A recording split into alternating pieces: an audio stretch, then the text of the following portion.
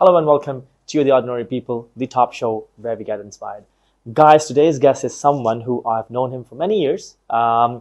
He is a good friend, a mentor, a coach, and but just most importantly, he's someone who actually I myself has doubted when he started off his career. But beating all the doubts, all the odds, today, not only in Hong Kong itself, but he has made his mark in this entire world. And he has made us so proud. So sit back, relax. Today's episode is going to be in English. So yes, sit back, relax, enjoy the show, and get inspired. Love you all.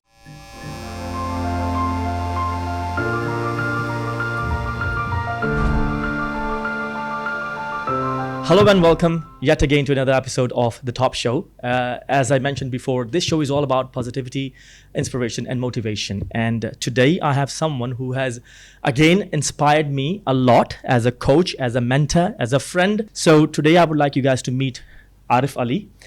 People in Hong Kong will definitely know who he is.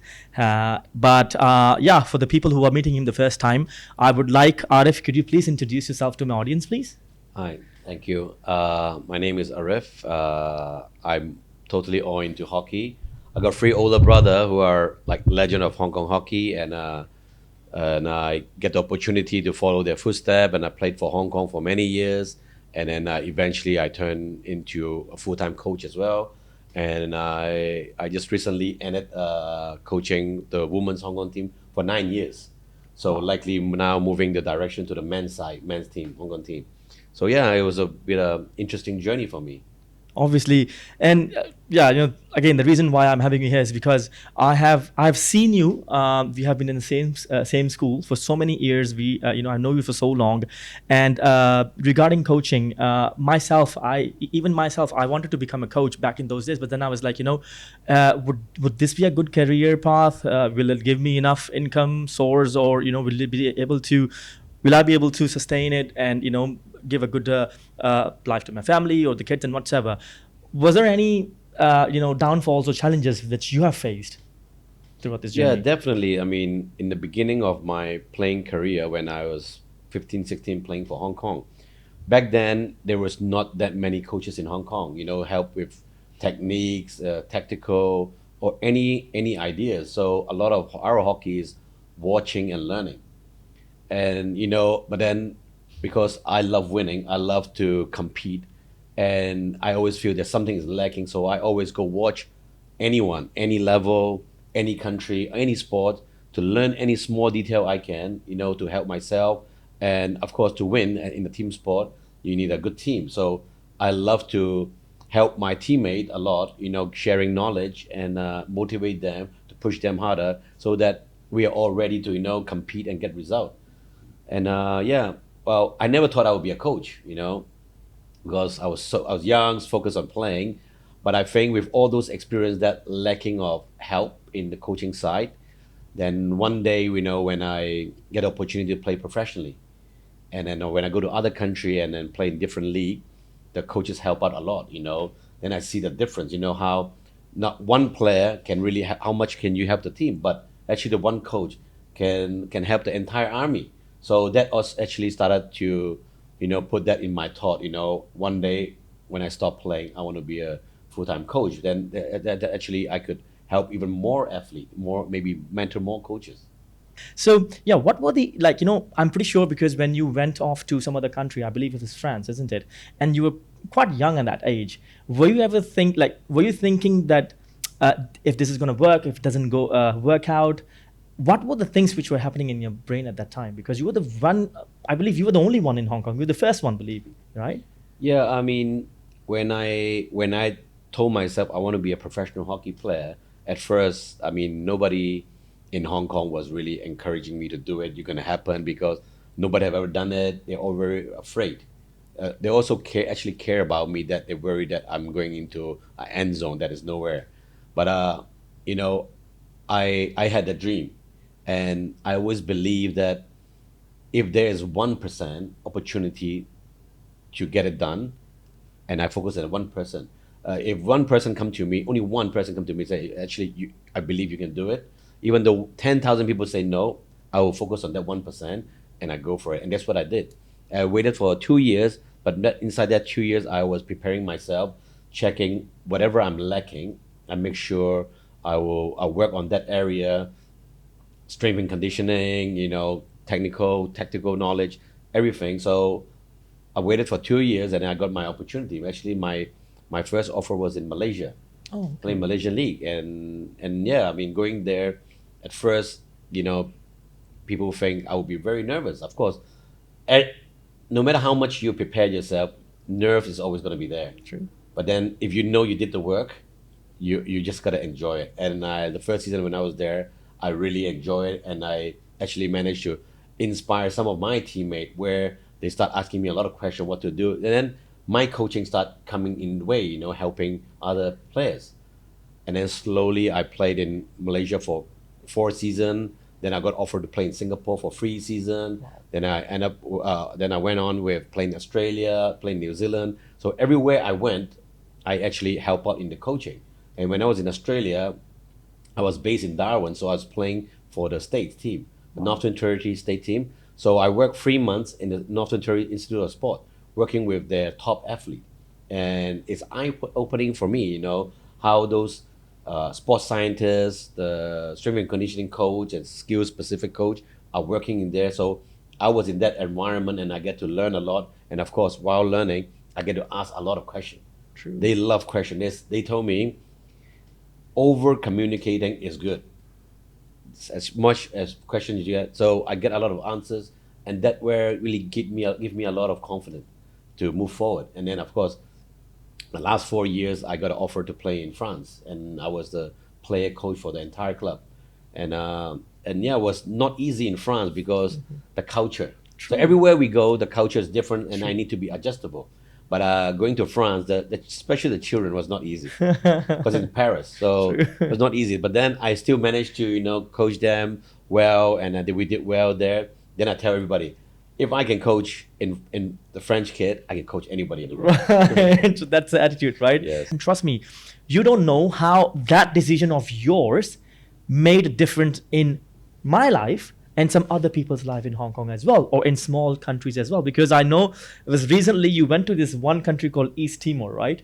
Lot of people doesn't even know that this country exists, right? And then you were there for a special role. You were there to, promote the sport, hockey, coach, and it was really an eye opener for a lot of people, especially myself. I won't talk about other people, but I see, they also acknowledge your, your achievements, and then they're like, I can also pursue in this type of career, right?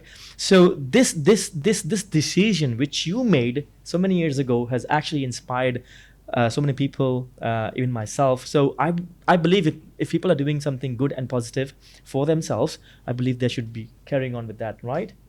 You believe in that, right? Yeah, like that country was eye-opening for myself too, because Timor-Leste is the newest country on earth, and it's way underdeveloped. And but then they have their problem, of course, but then they're so open to learning, and seeing their living condition, it's quite difficult because there is just not no job there. The place is not developed at all. But then the people, despite all those problems they're facing, they have very positive mindset of learning and helping each other, and they don't put even money in front. They love to learn, improve themselves, yeah, and supporting each other. And yeah, it was a great experience for me. I know there are many things that I need during the course was not able to be given, but then for me it's fine. We make use of whatever we had there, and then together we create a really good cause there. And they bring up all the problem with me, and then try to solve those problems with them with other experience I have in other country. So yeah, it was a great experience for me. And because of all this, I also been to North Korea. Wow. I also conducted a coaching course there. And I tell you, I mean, whatever we hear in the news, it's nothing like that over there. Is it? It's a beautiful country. It's a Oh. beautiful people. They are just very conservative, but then they're lovely people. Then maybe there's not much Wi-Fi or something there. People focus there are really good. Like I've coached some kids there. normally it take 1 month or 2 months in Hong Kong. Anywhere I coach, they pick it up in 1 or 2 months. There in 5-10 minutes, they pick it up very quickly. Wow. So the learning skill is like pretty impressive. Wow. I mean, from where to where, right? I mean, Yes. from one decision, from from going or not, and then now going across so many countries around the world, sharing different cultures, learning as well. I believe the learning will never stop, isn't it? And so yeah, I mean, such a beautiful journey and achievement you have you have conquered so far. What do you think? Like, what do you like? What's next for you? I mean, now I will be likely taking over the men's national team. Right. So all the men's and boys program, I'll be in charge. Just changing from the women's totally to the men's. Both sides will have different challenges, and of course I'm always up for a challenge. But then I think also in this is the time that I need to start more pushing and mentor more new coaches upcoming, because I can coach a national team, but where did the player come from? The player come from mini hockey club, schools, university, but I can't physically be everywhere. True. So I know a lot of good coaches out there, with good heart, are coaching everywhere, and I think if they get the direction and confidence that I can give them, and maybe they can share their knowledge. We share information, knowledge together. I think there will be a very healthy hockey development in Hong Kong. So next journey will be, yes, pushing the men's hockey mainly. Okay. Anything after that? Have you thought about it?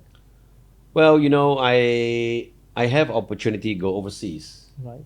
but Hong Kong is my home, and nothing is more special than helping your home, right? So I will see what happened first. Opportunity is always overseas, but then yeah, my heart is in Hong Kong. So I would love to stay in here, and if I want to go anywhere to succeed, I want to be in Hong Kong to succeed instead of other country. So yeah, let's see what's the future is. I'm always optimistic, plus open in learning. Bring in something new all the time to make people have some fresh concept, fresh approach again. Yeah, keep the sports alive. Perfect. Perfect. I just simply love it. So, last but not the least, do you have any message for our viewers? Yeah, if anyone ever tell you it's impossible or anything, the most best memory for myself was, it was not just achieving my dream, it was the process going in there. I mean, until now, people always tell me, "Oh, did you miss the winning of this game or this tournament?" I said, the one thing I missed the most was going through the hard time in preparing. I mean, those memories was staying in me forever, and talking about it give me goosebumps as well. So yeah, always try. No matter what, even though you get 1%, go for it, because it's gonna happen. Love it, love it, love it. Thank you so much, Arif. Thank you You're once welcome. again. Again, you have been motivating me, inspiring me. Even though you didn't say it, even though you don't know, but your presence means a lot to a lot of people. Keep on the good job, and I wish you all the best. And I'll see you guys in the next episode. Thank you. Bye.